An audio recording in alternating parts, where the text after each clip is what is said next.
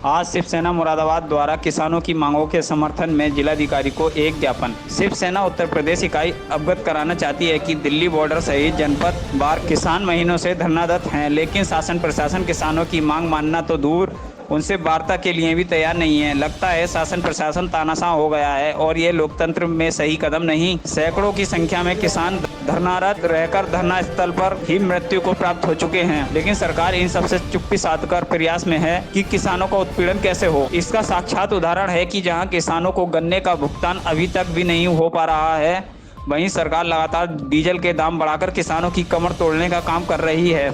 इससे किसानों सहित आम जनता में भी आक्रोश व्याप्त होता जा रहा है, जो पूरे देश में कानून व्यवस्था के लिए भी खतरा है। जानकारी के लिए देखिए पूरी खबर लाइव डिस्ट्रिक्ट न्यूज पर। अनिल कुमार के साथ मनोज सैनी की रिपोर्ट, मुरादाबाद। किसान आंदोलन चल रहा है, सरकार सोई हुई है, किसानों की सुध लेने को तैयार नहीं है, गन्ने की पेमेंट नहीं हो रही है और डीजल के दाम बढ़ा दिए गए हैं। किसानों के बीच त्राही मची हुई है। इसीलिए जहाँ जहाँ किसान धरने पर है, जिन जिन जनपदों में, वहाँ अपने प्रदेश पदाधिकारी पहुंचकर किसानों का समर्थन कर रहे हैं। आपने देखा होगा दिल्ली में जब किसान आंदोलन का प्रारंभ हुआ था और किसान धरने पर बैठे थे, हमारे राष्ट्रीय प्रवक्ता और सांसद संजय राउत साहब खुद पहुंचे थे और उन्हें समर्थन दिया था। आज भी मुंडा पांडे में जो किसान आंदोलन के रूप में किसान धरने पर बैठा हुआ है, आज पूरी शिवसेना इकाई मुरादाबाद की उनके साथ में स्वयं भी किसानों के बीच पहुंच रहे हैं, उन्हें समर्थन देंगे और उनके आंदोलन में उनके साथ कंधे से कंधा मिलाकर शिवसेना साथ रहेगी। तो क्या मानते हैं मतलब ये किसानों की मांगें पूरी नहीं हो पा रही इस बीजेपी की सरकार में? ये तानाशाही है, घमंड है,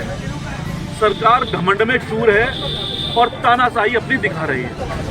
कोई भी व्यक्ति हो, मैं कह रहा हूँ किसान ही नहीं, कोई आम व्यक्ति भी अगर कोई अपनी मांग रखता है तो सरकार को सुनना चाहिए और सरकार को उसकी मांग माननी भी चाहिए।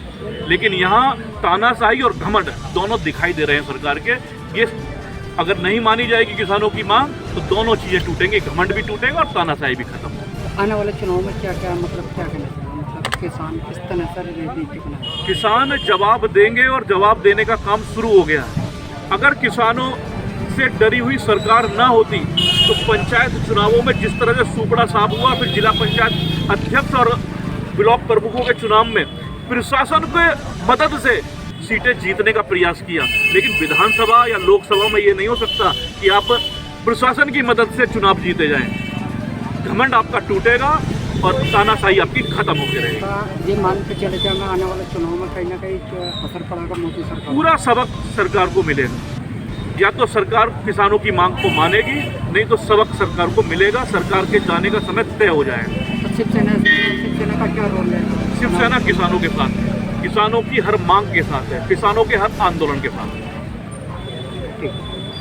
लेटेस्ट खबरों के लिए यूं ही देखते रहिए लाइव डिस्ट्रिक्ट न्यूज और इस वीडियो के पसंद आने पर लाइक, शेयर और सब्सक्राइब करना ना भूलें।